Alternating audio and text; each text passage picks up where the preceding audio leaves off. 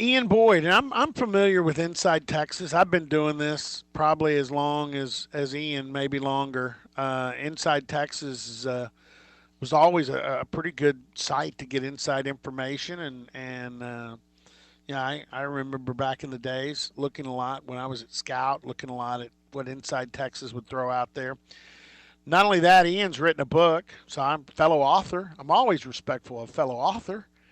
And Flyover Football, how the Big 12 has become kind of the standard for the modern day football. And I'm anxious to read that. But I did look at a couple of his stories yesterday, including the Jim Knowles story. And before we get him on, I want to tell this story. I told it earlier on the show today. I went yesterday to the off season and the competition day, and and I had this story with me. And I was standing next to Jim Knowles, and the headline caught him. He goes, "Did you write that?" And I said, "No, I didn't." He started looking at it and grabbed all the pages from me. He's going through it, and I said, "What do you think?" And he goes, "Yeah, there's a few things here inaccurate, but he's got game. This guy's got a pretty good understanding."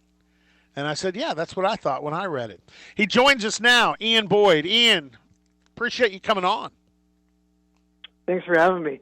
I'd like to hear more from Knowles on which parts I missed. Well, the one I caught right off the bat is when they put Malcolm and dropped him down to the linebacker position. It's really not a dime package. He plays a true linebacker, and he is definitely the most involved linebacker in coverage because he has the safety skills. But they were caught in an injury situation. Their wonder was how well Malcolm could hold up on the second line of defense, and he held up really well. He's a former wrestler in high Yeah, school, won a wrestling state championship, and here's one thing that Oklahoma State has not had in a long time. But after the bowl game, when you tally up all the tackles, Oklahoma State I think had the fourth and fifth leading tacklers in the Big 12, and both he and Amon were over 100 tackles. I can't remember the last time that happened at Oklahoma State. It had to be back in the 70s or 80s at earliest. But no, Malcolm he's more involved in coverage, but he's a true linebacker. yeah. That probably just needed to be explained better because what I was Yeah. thinking there was not so much that he was playing as a safety down there. I mean, he's playing as a will linebacker, right? But Yes.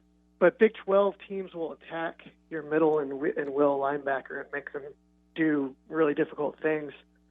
So there's a huge upside in playing a guy with safety movement skills there. So then when they do attack your weak side linebacker, he's not 240. He's not, someone like that guy Henry or Yeah. or Or Caleb, even Devin Levy Harper. or Harper. Yeah, these types of guys. Yeah. Well, and I Yeah. think the part that caught when Jim Knowles was standing there reading it, when he got to the part where you compared what Oklahoma State was doing with the Seahawks and their Legion of Doom concepts and the match three, I hmm think he's like, okay, yeah. Really, what this is, it's interesting, and I want to get off this because I want to get more into some of your other stuff, including your book. And your thoughts on recruiting, because obviously I've covered recruiting for 35 years, and I think you and I might be preaching to the choir a little bit because I'm the last one. In fact, a lot of my listeners get ticked off because I tell them all the time the stars business is a bunch of BS. But but anyway, getting back to this Jim Knowles thing, um, yeah, he goes, yeah, this guy's got game. He understands what's going on here. Jim brought in that 4.25, like you said in your first paragraph, and he learned the 4.25 from Gary Patterson. So it's a true 4.25. Mike Gundy got infatuated with what they're doing at Ames, Iowa, which everybody in the league has become infatuated with Iowa State's 3-3-5 look and the way they play it. Yeah. Yeah. This really has become somewhat of a blend of that. They've taken some of the Iowa State concepts. Now the guy you call the jack linebacker in their terminology, and it's just a difference in terminology, they call it the Leo end because Yeah. it's been in the That's okay. terminology here. yeah, for a long time. By the way, that guy, Trace Ford, now weighs 244. He's still as athletic, Yeah. and he's going to be interesting to watch next year in that role. He's becoming more and more like the guy that had it before him in Jordan Brailford. Yes. I have not seen Jamie Blatnick is the only other guy I can really remember for Oklahoma State with this level of suddenness as a pass rusher. Yeah, yeah, and then here's the other thing that's kind of an X factor. Calvin Bundage came out on Twitter the other day and said he's going to be back. And Calvin is an enigma because he's tremendously athletic. He's a very good edge rusher, not nearly as big, obviously. He's more of that speed athletic guy, former safety in high school. But Calvin missed all of last year with a back issue, and he was a guy that was a walking penalty his last year that he really played. He had 13 penalties, which led the team, and 7 of them were the 15-yard variety. So it'll be interesting to see if he can match his discipline and maybe become more defined as a pass rusher and help out next year. But Oklahoma State's going to have a lot of experience and a lot of athleticism coming back on that defensive front.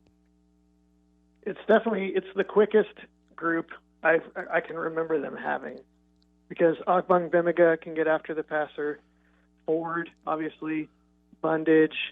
Um, I mean that's three guys that are pretty dangerous off the edge. And I don't really remember many other OSU defenses like that. Let's get away from that a little bit because I want to get into this. This caught my attention when I googled the story yesterday and got into that, and that is the book you wrote last year. Came out in what was it, August of last year? Yeah, Um, it is the title of the book is Flyover Football: How the Big 12 Became the Frontier for Modern Football. We all know that not everybody in the country appreciates the way football's played in the Big 12. I do think the defenses are catching up with what we've seen offensively. But talk a little bit about the concept of your book, and I'm anxious to read it. the concept of the book is that spread teams and spread passing teams are kind of taking over the game of football, and the reason for that, and then why the Big 12 in particular is the place that's really been um, sort of the laboratory or the frontier for how those types of offenses developed and kind of their inception point from which they expanded and have started to conquer now the SEC and the Big Ten.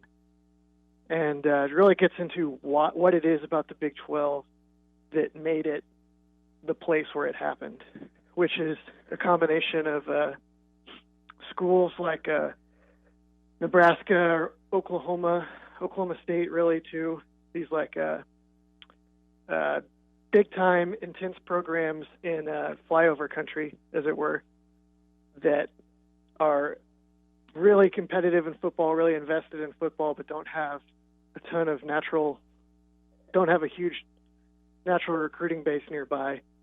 So they have to get creative with both recruiting and their tactics. And then combining those with the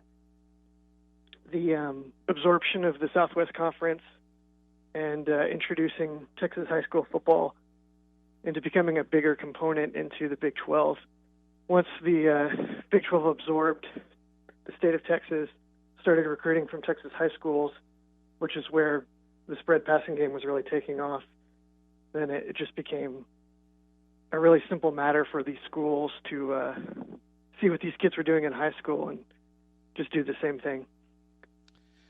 And you know, it is great because we see the NFL morphing into more spread, and they're readily using spread type quarterbacks, making use of those guys. You know, going to more spread concepts. We saw what Kansas City did this year with Patrick Mahomes, and Andy Reid's a veteran NFL coach. Now he's more of a West Coast guy, which is probably a little easier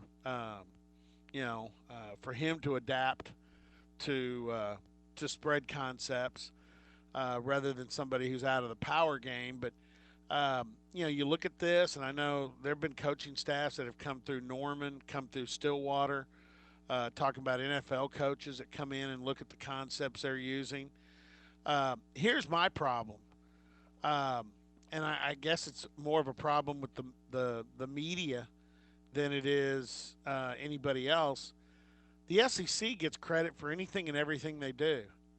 And while the Big 12 has had a huge impact in the overall game of football, especially offensively in the way it's played, that seems to get played down. And the SEC is the king. And I don't know if you've been looking at some of the things, especially the next round of TV contracts and the kind of money that's going to be thrown at the SEC and probably the Big Ten as well. The Flyover League is going to be in trouble, with the exception of Oklahoma and Texas, who kind of can print their own money. Everybody else is going to be at a severe monetary disadvantage if these things go down the way they're supposed to. Yeah, I think this is a big reason why you're seeing Baylor invest so much in football right now, throwing money around with big contracts to Matt Rule and then Dave Aranda, and then beefing up their support staff and all of that. I think they're trying to make themselves as appealing a target as possible for the next round of realignment, so that they don't get left behind into a sort of new kind of group of five American Athletic Conference type situation where they lose all their access to all that big TV money. I don't really know how all that's going to play out. I mean, one of the big factors is that the South has a lot of people, but it doesn't have a lot of big metro areas, and it doesn't have a lot of NFL teams. So college football is the sport. And then there's also a lot more talent in the South than there is in other parts of the country. So you just have this combination of these big programs with tons and tons and tons of market share, and then tons of talent to recruit. And you're just kind of seeing the inequality rise basically as we keep chugging along in the sport. And I know we're jumping around to a bunch of different things, and we'll get you on again, and we'll maybe nail down on one topic, like looking ahead maybe to next season in the Big 12. Because, folks, he's on his website. He's got a series of stories going on adjustments for Kansas. I glanced at a story on Kansas State and Iowa State, how they're winning games and how they need to continue to work toward winning games. But explain your thoughts on recruiting. I know you almost lamented that you just didn't go through the 2020 recruiting classes and rate them, just because it is an exhausting activity. I know that. My wife looks at me all the time and says, "Why do you do this?" And one thing is, you mentioned what good is Huddle if you're just looking at the Huddle highlights. I got a son that's a junior college head coach, so I've got access to full game tapes and a Huddle membership where I can look at most high schools in the country. And so I'll watch an entire game of a kid. And I noticed you mentioned quarterbacks, especially when you've watched whole games, you get a much better concept of or look at what their potential may be. But talk about your ideals when you are looking at recruiting, what you're trying to glean rather than just looking at a guy's height, weight, speed, strength, and how many stars somebody wanted to give him. Well, big picture, I like to look at what is a team trying to do and what kind of players do they need to make that work at the highest level. So I will, in the past 4 years, I would break down the Huddle on every single player recruited in the Big 12 that year, and then do these big write-ups of what sort of numbers and athletes each school is bringing in at each position, and whether that was going to allow them to realize their strategic vision or not. But it was really difficult, and really with like quarterbacks or linebackers or offensive linemen or safeties, you can't really tell from a Huddle whether a guy is going to take well to coaching and learn how to play well in a team concept or not. You can really just see raw movement skills, raw athleticism. So this year I'm just looking at offensive tackle, wide receiver, cornerback, and defensive end or outside linebacker, and looking at what each school recruited at those positions and whether or not, because those are the positions where you can't just be really savvy and tough and smart. You need some baseline raw athleticism. So I'm just looking at all the schools to see how well they stocked those positions and whether they got the kind of athletes you need to win a championship at those positions, and then everywhere else, just going to wait and see how things play out when all their freshmen become sophomores and juniors and seniors.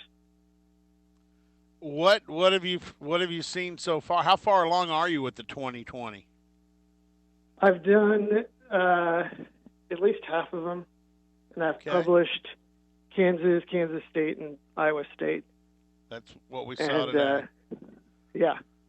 Kansas State, they're doing the same thing that they did at North Dakota State, which is they go get lanky kids with athleticism that are 6'5", 240, and then they just beef them up into monsters over time. And I think that if you're recruiting primarily 3-star offensive linemen or 2-star offensive linemen, that's the way you got to do it if you ever want to have NFL athletes at left tackle. You're not going to find a 6'5", 300-pound high school kid with NFL athleticism that isn't a 4 or 5-star with every big school in the country knocking on their door. So you got to go find them before they become that. And Kansas State is doing that. Iowa State is not really doing that. For the last few years, they always grab these sort of limited 6'7", 300-pound kids. And I don't know. It's interesting. I feel like it's holding them back.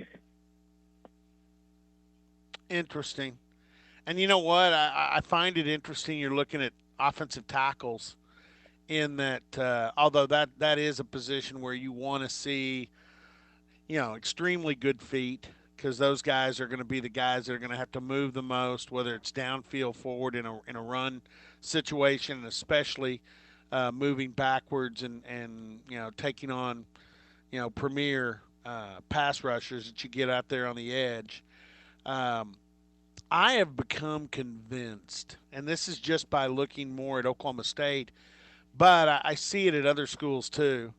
I've seen it at Kansas State with the guy who's now at Oklahoma State, and Charlie Dickey. I can see teams that take raw guys on the offensive line, similar to what you were talking about with Kansas State. The 6'5", 6'6", 240-pound kids that they're going to develop in their weight room and with their training table. But I also need to look at that offensive line coach. How good Oklahoma and Texas right now get more finished products in that area. They've also got two good coaches, both of them, offensive line coaches that can develop. Oklahoma State with Charlie Dickey now.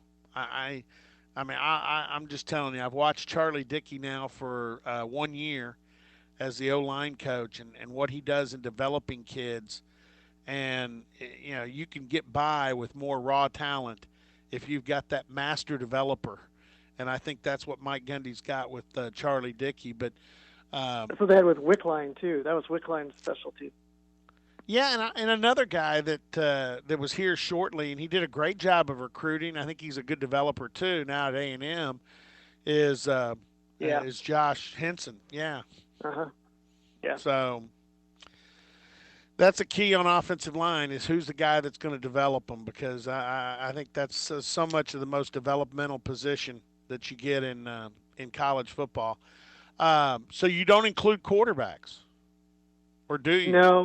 No, not this year. Just because quarterback is so scheme specific. Yeah. Based on what they're asked to do. And also, like, say, Spencer Sanders, the thing that's limiting him right now is still his feel for the game, his timing, seeing the field. And it's hard to know exactly how that's going to play out over the next couple of years. But he's such an amazing raw athlete, both in terms of his running and his arm. Like, when he knows where the ball is supposed to go, he can sure get it there. So it's just such a difficult thing evaluate without watching full games and evaluating how they work in the game plan. Sometimes the savvy three-star kid who's not super toolsy, but if you watch full games, you realize that he knows what's going on and where the ball's supposed to go. A lot of times you can win with that guy. Sometimes the four-star with the huge arm and the speed is just never figures it out. So quarterback matters a ton, but I'm not gonna take the time to break down the full games of everybody right now. So Well, and you know what? I'll just wait and see. I think this is going to be a fun year going into next season with the quarterback position. Uh, Oh yeah, Obviously, Sam Ellinger is a polished guy. I mean, he's a vet. He's going into his senior season. He's seen a lot. I think we know his leadership skills. I think he's certainly solid in the quarterback skills. But I tell you what, having been around, um, Mike Yursich, it reminds me of the old line Tom Skerritt as the head of Top Gun said. You're good, but we'll make you better. That's what I think of with Mike Yursich and Sam Ellinger. If Sam will open up and pay attention to this guy, Mike Yursich will make him better. Uh, and then I look at the same deal here with Tim Rattay coming in for Mike Gundy. Now Mike Gundy's got Casey Dunn as the offensive coordinator, so the quarterback coach isn't calling plays, which means he's got a lot more time to pay attention to the quarterback and work on developing him. You bring in a guy like Tim Rattay with his experience. This is just what the doctor ordered to develop Spencer Sanders from being a half field read guy to being a more of a full field read guy. And like you said, being on top more of knowing where the ball needs to go and doing a better job of reading the coverage, from the time he stares out at it and before pre-snap to even what's going on during the play itself. I think Tim Rattay is going to help him a ton in that area. And then I look at Brock Purdy at Iowa State. I've been so impressed with him, and I think Matt Campbell will continue to make him a better quarterback. So those are three right there that I'm really excited. And with Spencer Rattler at OU, uh, you know, oh he's man, going to be developed. he's terrifying. He's really terrifying. It's going to be really interesting to see what they make of him. I think that he upgrades them from Jalen Hurts immediately. Really? Wow. Yeah, I think that Hurts really held them back with his passing. I know he put up huge numbers, but if you watch the games, he left a lot on the field. I mean, a lot of his numbers were like, he hits Lamb for a hitch and then Lamb breaks 3 tackles and scores from 60 out. And that wasn't even like a cat. That happened a lot because Lamb was so good and they got him in so much space with the run game. I think Rattler really elevates their passing game, and when their passing game is going strong, they're just a nightmare, absolute nightmare.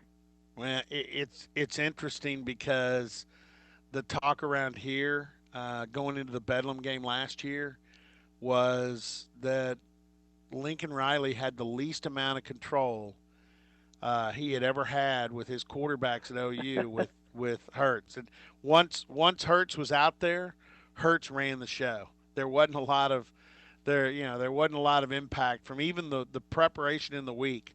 That Hurts just kind of took it over when he got out there and did what he wanted to do. Well, yeah. Well, Hurts, I mean, he did not see the field very well.